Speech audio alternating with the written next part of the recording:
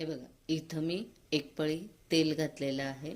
त्याच्यात आता हे बघा, सिमला मिर्च अशा पातळ पातळ स्लाइस केलेल्या आहेत, स्वच्छ धुवून घेतलेल्या आहेत.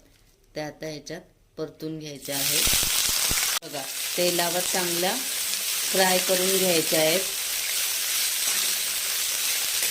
हे बघा, तेलावर चांगल्या हलवून झाल्या की 10 मिनटं झाकून ठेवूया शिजोपर्यंत.